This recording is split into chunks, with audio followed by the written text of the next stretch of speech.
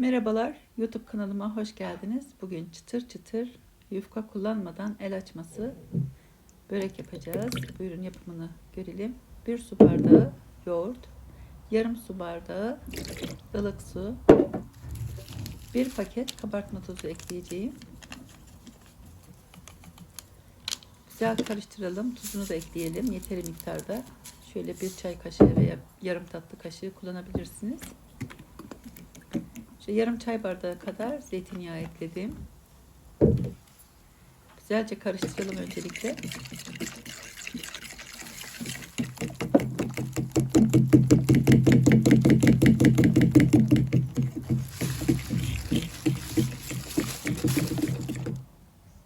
Şimdi bu karışımın alabildiği kadar un ekliyorum. Yaklaşık 2,5 su bardağı un kullandım.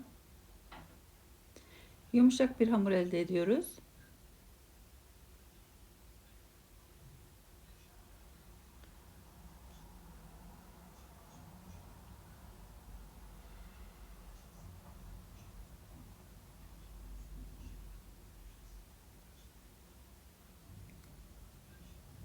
Hamurumuzu güzelce yoğurdum. Şöyle gördüğünüz hafif ele yapışan bir kıvamı var.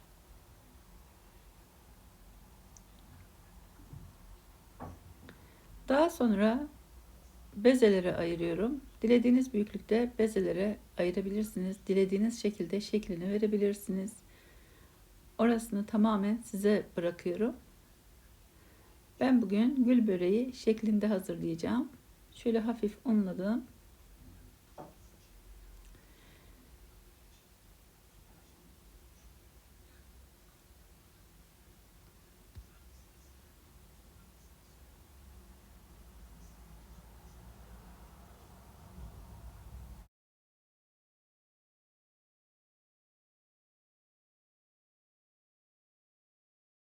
Evet, hepsinin boylarını eşit bir şekilde ayarladım. 7 tane beze hazırladım. Hiç merdane veya oklava kullanmadan elimle yapmak istiyorum bugün. Şöyle gösterdiğim şekilde elimle hafif bastırıyorum. Bir çay tabağı büyüklüğünde şeklini veriyorum.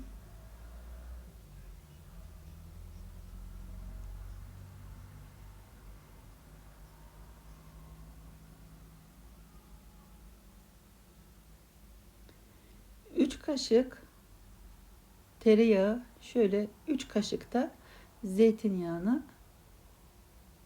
erittim, hazırladım. Bu arada bunları yaparken.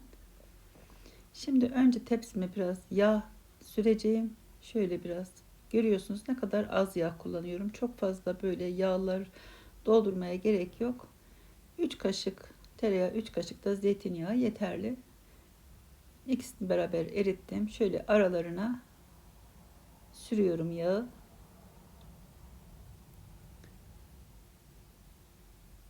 Fırçayla da sürebilirsiniz. Ne merdane ne oklava kullanmanıza hiç gerek yok.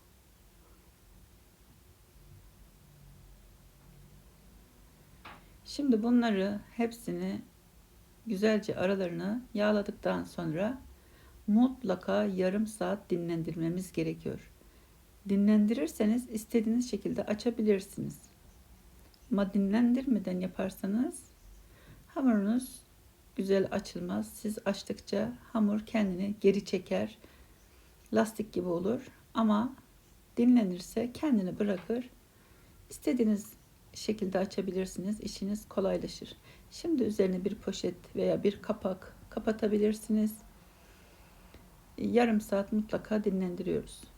Evet, yarım saat dinlendirdim. Ben bir poşete geçirmiştim. Yarım saat dinlendirdim. Tezgahımı güzelce sildim. Daha sonra biraz yağ damlattım masama. Burasını artık tamamen size bırakıyorum. İç harcını isterseniz kıymalı, isterseniz patatesli, peynirli karışık, ıspanakla peyniri karıştırabilirsiniz. Ben kıyma kavurdum. Bir baş kuru soğan güzelce kavruldu. Daha sonra Yarım kilodan daha az kıyma vardı. Yaklaşık böyle 350 gram kadar kıymayı soğanla beraber güzelce kavurdum. Sonra bir tane de kapya biber ekledim. Beraber kavurdum. Bir yemek kaşığı da salça ekledim. Güzelce kıyma kavrulduktan sonra salçasını da ekledim. Sevdiğiniz baharatlardan ekleyebilirsiniz. Yarım demet de maydanoz doğradım içine. Kıymalı iç harcı hazırlamış oldum. Ama tabii ki siz ne seviyorsanız, evinizde ne varsa o şekilde bir iç malzemesi hazırlayabilirsiniz. Sade peynirli de çok güzel oluyor.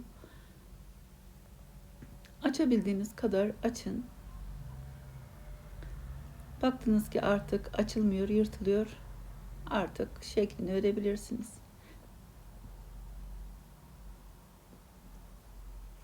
Bazı tarifler var, diyorlar işte un, su, tuz ile hazırlıyoruz, başka bir şey yok.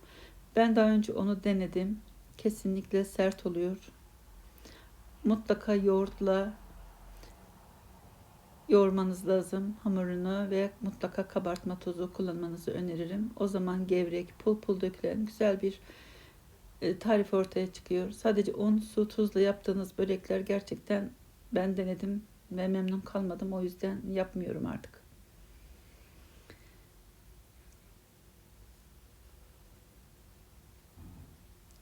Şöyle hemen pratik bir şekilde, hiç yufka almaya gerek yok.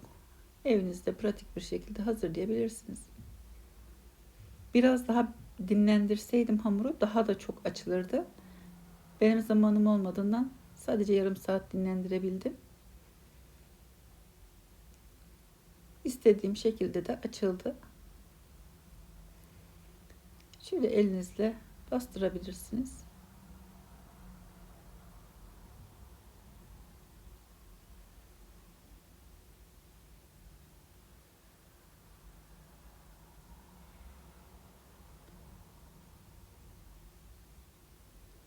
Buraya kadar da izliyorsanız lütfen bir beğen tuşuna basıp abone olursanız ve bildirim zilini de açarsanız çok sevinirim. Ben video paylaştığımda size bildirim gelir.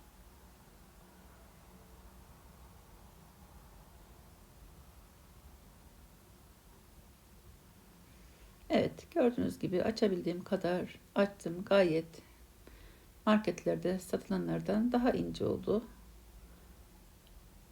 Marketlerde satılanlar çok sert oluyor gerçekten ve bölünüyor. Marketlerde üst üste bıraktıkları için paketleri yapmak istediğiniz zaman böyle bölünüyor veya çok da taze olmuyor. Hemen böyle pratik, iç harcını istediğiniz miktarda doldurabilirsiniz. Az veya çok, nasıl seviyorsanız. Veya içli köfte yapmış olabilirsiniz. İç harcınız artmış olabilir. Onu da bu şekilde börek yapıp değerlendirebilirsiniz veya arttıysa börek yapmak zorunda da değilsiniz. Üstüne 2 tane yumurta kırıp o şekilde de tüketebilirsiniz. Kıymalı iç harcınız arttığı zaman.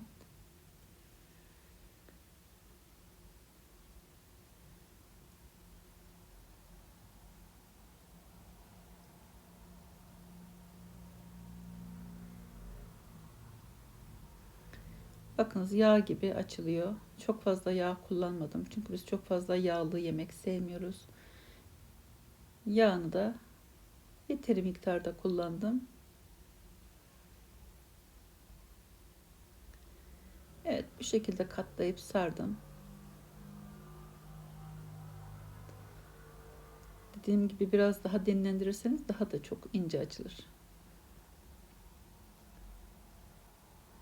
Benim yaptığım normal.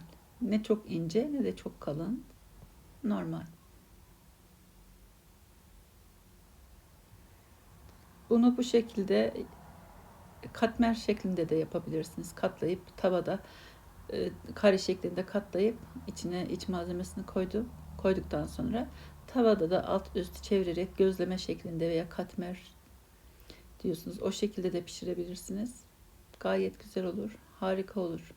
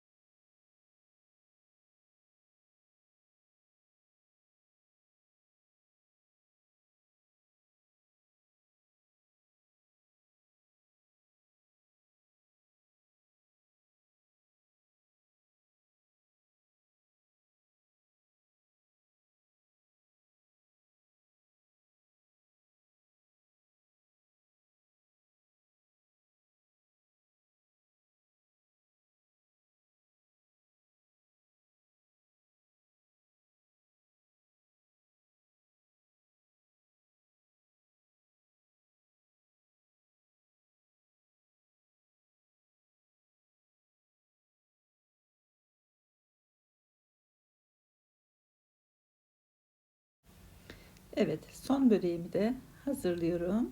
Fırınımı da bu arada çalıştırdım. 190 dereceye ayarladım. Alt üst ayarda. Fırınım ısınıyor. İşte hepsi bu kadar. Gayet güzel oldu. Gerçekten. Hepsini yağlamış olduğum fırın tepsisine dizdim.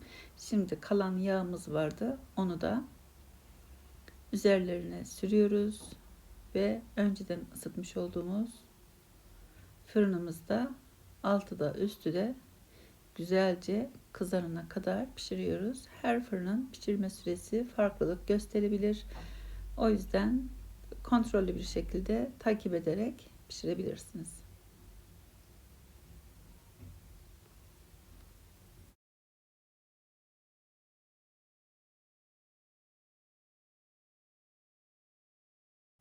Evet, böreklerimiz pişti. Nefis kokular yayıldı.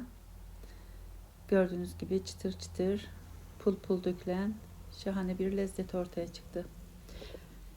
Yapıp deneyecek olanlara da kolay gelsin, afiyet olsun. İzlediğiniz için teşekkürler.